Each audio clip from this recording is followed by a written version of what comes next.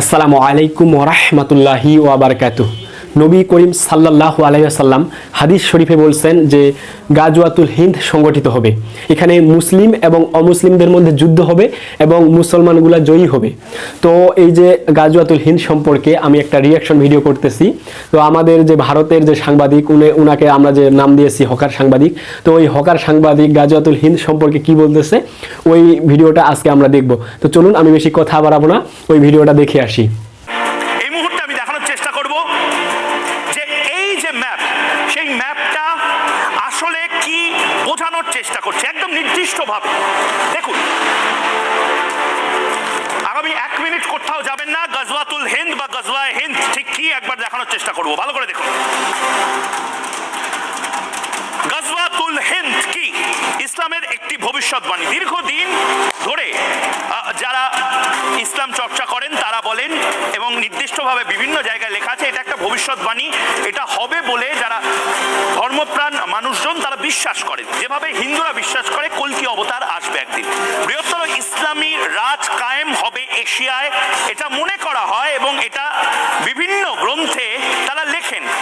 জিহাদের মাধ্যমে ভারত দখলের মাস্টার প্ল্যান যে গাজওয়াতুল হিন্দ, সে গাজওয়াতুল হিন্দ নির্দিষ্টভাবে কিছু কট্টরপন্থী তারা নিয়েছেন এবং কাফেরদের মেরে ইসলামিক রাষ্ট্র প্রতিষ্ঠা, এরা বিভিন্ন সময় কট্টরপন্থীরা বলেছেন যে লড়াইটা ভয়ঙ্কর হবে, এর আগে যতগুলো লড়াই হয়েছে তার থেকেও ভয়ঙ্কর হবে এবং ইসলামী রাজ কায়েম হবে ভারতবর্ষে।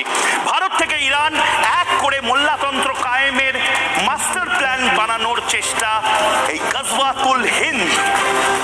এই গাজওয়াতুল হিন্দ নিয়ে অনেক কথা বলা হয়েছে। গাজওয়াতুল হিন্দ এটা অলীক কল্পনা নয়। এই ভারতবর্ষ, এই ভারত মহাভূমি, সেই ভারত মহাভূমির চারপাশে এই মুহূর্তে যেভাবে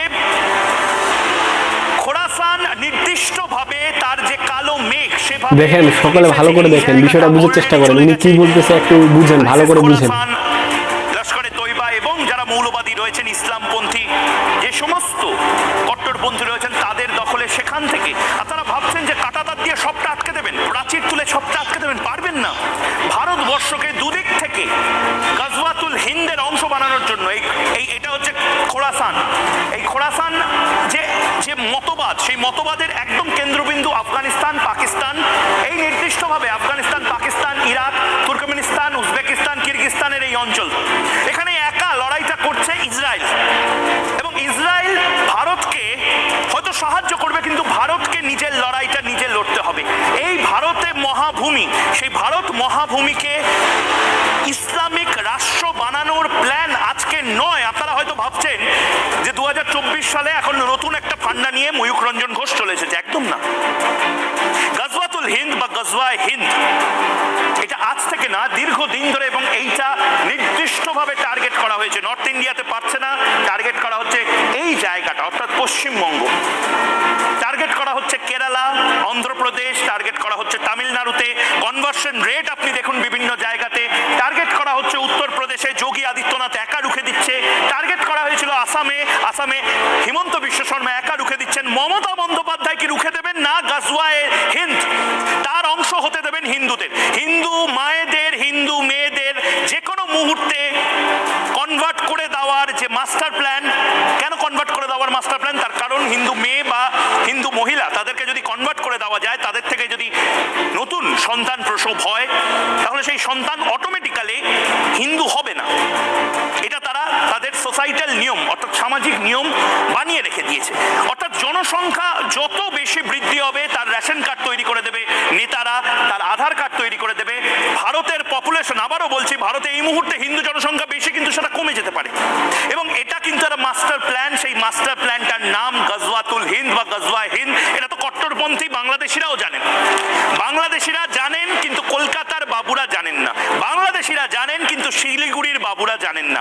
বাংলাদেশরা জানেন, কিন্তু দুর্গাপুরের মানুষ জানেন না। বাংলাদেশিরা জানেন, কিন্তু এই মুহূর্তে যিনি ডায়মন্ড হারবারে বসে রয়েছেন তিনি জানেন না। জানেন হয়তো, কিন্তু তারা মুখ ফুটে এটা স্বীকার করবেন না, যদি পাছে তাদেরকে সাম্প্রদায়িক বলে দেওয়া হয়। তো আমাদের মাঝে গাজওয়াতুল হিন্দ সংগঠিত হবে, এখানে মুসলমানগুলো জয়ী হবে এবং মুসলমানদের জয়ী হবে। ভারত উপমহাদেশে বিশেষ করে হিন্দ যেটা বলা হচ্ছে, যে হিন্দ নাকি দুইটা জায়গাকে বলা হচ্ছে, একটা নাকি আমি শুনলাম যে কাতার না কোথাকার যেন একটা জায়গা আছে, ওইখানকার একটা জায়গাকে হিন্দ বলা হয় এবং হিন্দুস্তানকে হিন্দ বলা হয়। তো এরকম নাকি হাদিসে যারা আলেম আছে ওরা নাকি গবেষণা করে দেখছে যে হিন্দুস্থানেই গাজওয়াতুল হিন্দ সংগঠিত হবে। তো আপনারা যারা এতক্ষণ পর্যন্ত ভিডিওটা দেখলেন, আমি আপনাদেরকে বলবো যে ভিডিওটা শেয়ার দিয়ে অন্যকে দেখার সুযোগ করে দেন। আর আপনারা যারা আমার চ্যানেলে নতুন, আমি একটা রিকোয়েস্ট করব, প্লিজ আমার চ্যানেলটা ছোট চ্যানেল, আপনারা যদি ফেসবুকে দেখে থাকেন তাহলে ফেসবুকটা একটু ফলো করেন, আর যদি আপনারা ইউটিউবে এখন দেখতেছেন তাহলে আমার ইউটিউব চ্যানেলটা সাবস্ক্রাইব করে দেন, আর পাশে থাকা যে বেল আইকনটা আছে ওটা একটু এনেবল করে দিবেন, তাহলে আমি যখন ভিডিওগুলো ছাড়ার সাথে সাথে আপনাদের কাছে পৌঁছে যাবে। তো সকলে ভালো থাকেন, সুস্থ থাকেন, বিদায় নিচ্ছি, দেখা হবে পরবর্তী কোনো ভিডিওতে। আল্লাহ হাফেজ।